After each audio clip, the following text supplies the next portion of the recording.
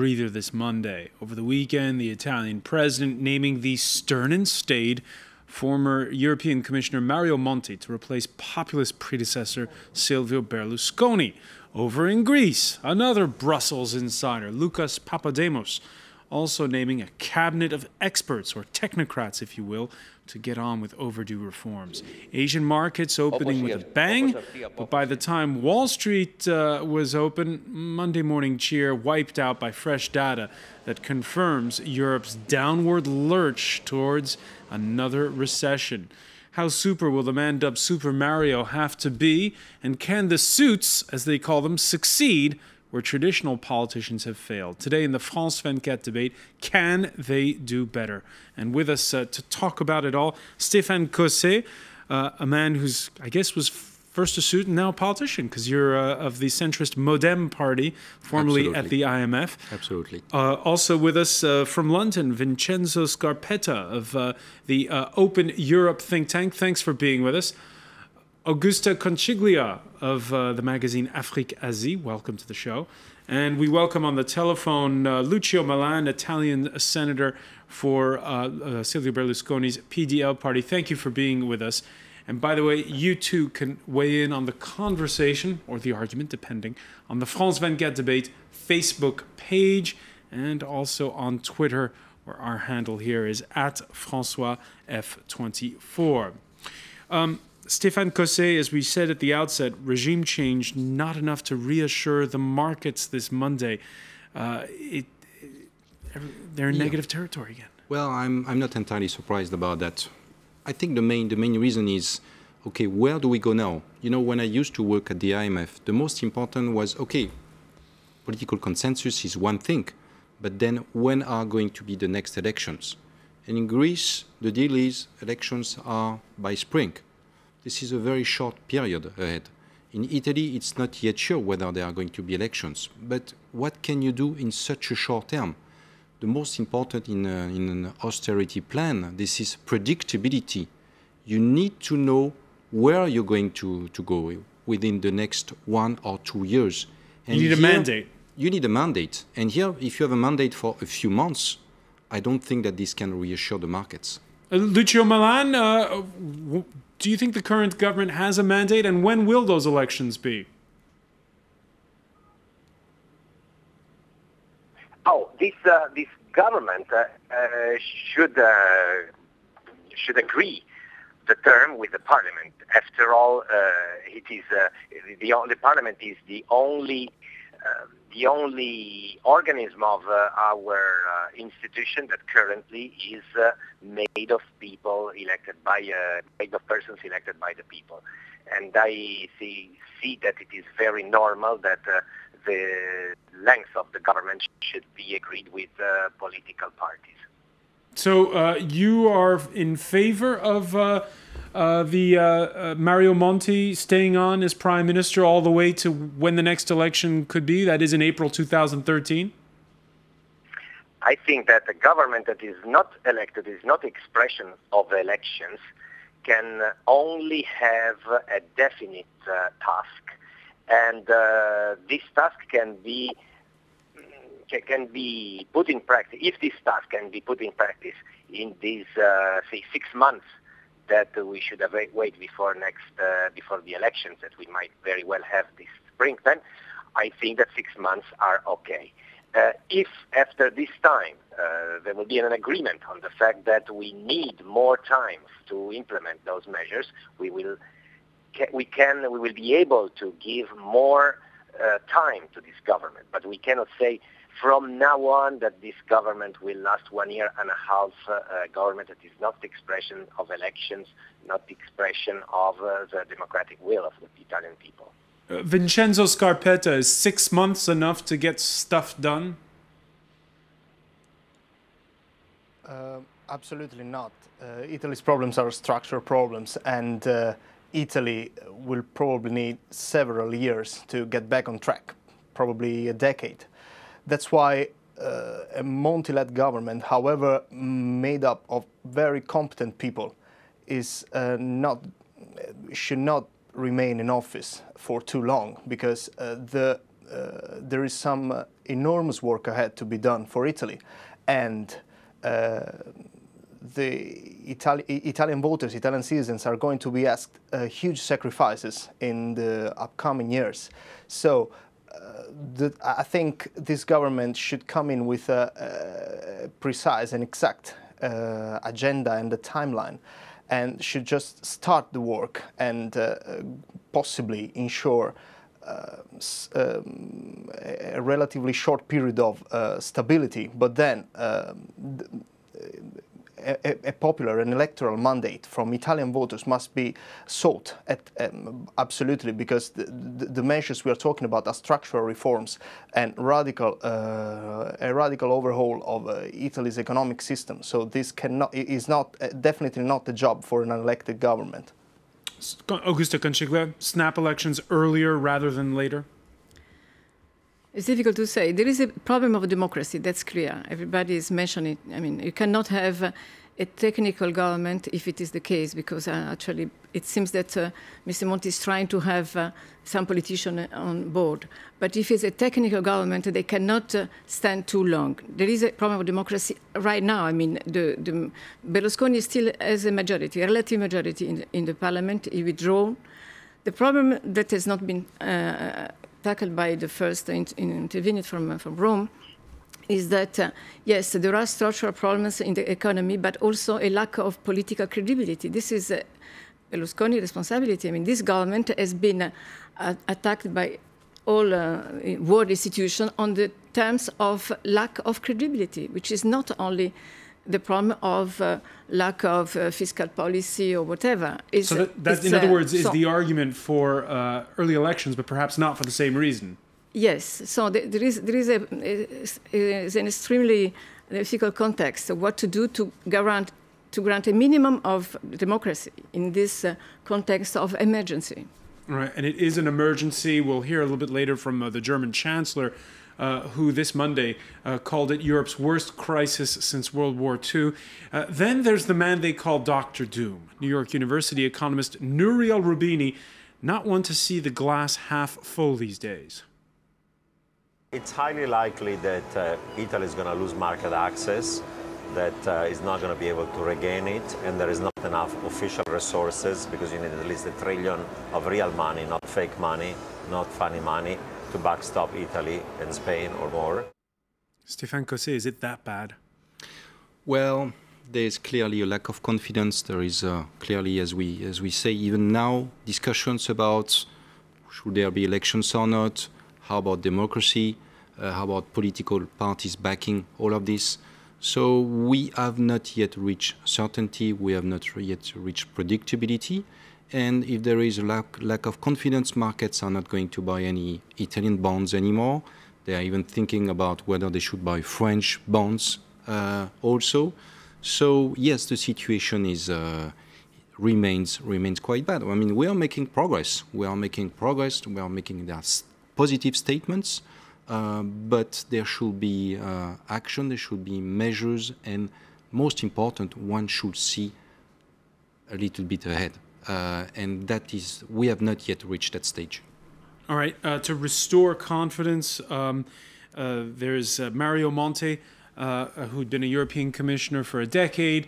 Some nickname him Super Mario, but as France 24's team in Milan found out, that won't stop Italians from being divided over whether the new prime minister can be the one to save them.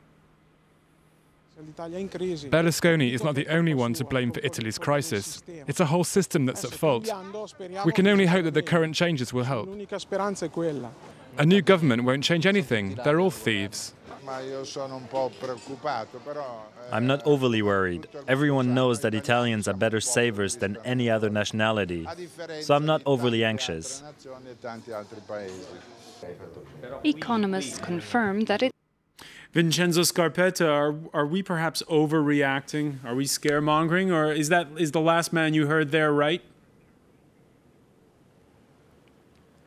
Well, the situation in Italy, the situation of Italy's economy is very, very concerning. And indeed, as we have seen this morning, the markets are and Italy's borrowing costs are still very, very high, because indeed last week the markets reacted well to the news of a change of government in Italy. But one thing is a change on government, and another thing is implementing the measures that Italy needs to implement. And Italy's problems have not gone away with Berlusconi.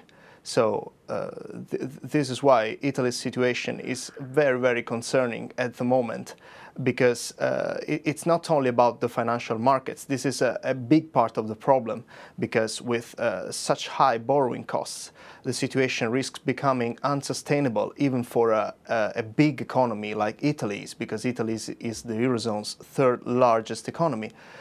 But it is also a matter of structural problems, as I said before, low growth, low competitiveness. So there's a very hard work to do for Mario Monti and for the next elected Italian government. Now, it probably wasn't the send-off that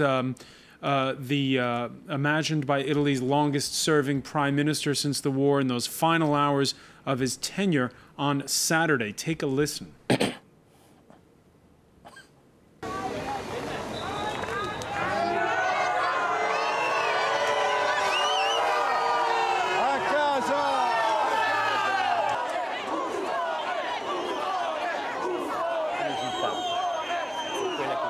I would like to say something to all the people who were cheering last night at the news of my resignation. I would like to make clear that from tomorrow, I will double my efforts to renew Italy. It sounds from listening to that, Lucio Milan, from listening to Silvio Berlusconi over the weekend, that he's not going away quite yet. Well, why should he? He has been the most voted man during the Italian Republic, and he still has the support of the majority of the senators and almost the majority of the members of the House. He is the president of his party, so there's no reason that he should disappear from the scene. He's still the one who holds together a party that is the strongest in the parliament and one of the two strongest in the country, probably the strongest. Therefore, there's no reason for him to go away. And do you see him becoming prime minister yet again, a fourth time? No, I don't see that. He himself said that the candidate for next election, whenever they are held, won't be him. It will be Angelino Alfano, who's currently the political secretary of the party, formerly Minister of Justice. Augusto Conciglia, Silvio Berlusconi, is he going to loom large for a while to come on the Italian political scene? I think it will be on the political scene for still some time, for sure. I think that it's unfair to base, the judgment only on the number of senators, of MPs he has in the parliament, because we have seen how much he has worked to destroy the basis of democracy in Italy, buying MPs for having the majority needed, etc. So he has worked against the institutions like the justice. He has undermined the real basis of a democratic state by not paying the taxes himself. There is a big problem, and we have to add that in the last year or so there is a clear gap between the real popularity and his representation in the parliament. Lucio Milan? Well, I don't know who is speaking because I couldn't. Augusto Conciglia. She's saying things that are completely false. I don't know if she has the proofs of what she's saying. If she does, she should report them to the justice instead of blackmailing, instead of making defamation against a political, against the person who is currently Prime Minister of Italy. he did nonetheless, Silvio Berlusconi, when he was running for office last time around, make off-the-cuff remarks about paying taxes. That's on the record. Well, but he said that it is understandable if that when the tax level is unbearable, there are people who try to avoid paying taxes. That's quite different from not paying taxes, as this lady has said, which is completely false, and it is defamation. All right, let's bring in on this point Vincenzo Scarpetta. How long do you see Silvio Berlusconi still a major force on the Italian political scene?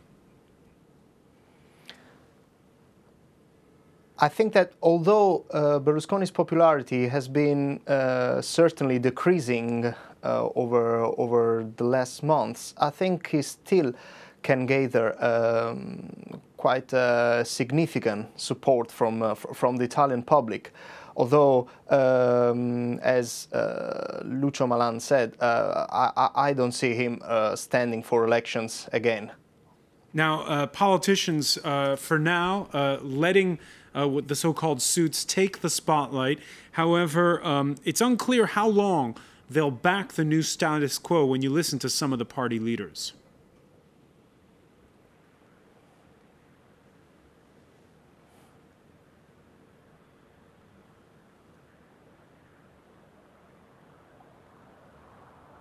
The Italian political parties stand at a crossroads today.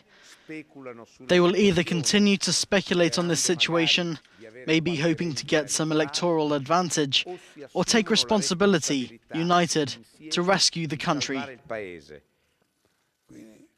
We say no to it, and we will oversee every step of their program, and will then determine our position towards it. Just briefly, before we go to the break, Augusto Conciglia, you heard Umberto Bossi saying, we're going to stay outside the system for now. Does that mean that there's this sort of Damocles hanging over Mario Monti's new cabinet? I think Monti can afford it, because it's anyway, on the national level, it's a small party, it's a powerful party in the northern part of Italy, but it's not a national party with a great weight. What will happen is that the coalition with Berlusconi, which already has been broken actually, because Berlusconi said we will support the new government, while the other one said clearly we want to do opposition. So this alliance that was crucial for Berlusconi being in power for all these years is finished. So we'll see how that unveils. I want to thank our guests. Stay with us. We'll be back for part 2. I want to thank Lucio Malan. I know you got a prior engagement. Thank you for joining us. For the rest of you, thank you very much. Stay with us. Still lots more to talk about in the France 24 debate.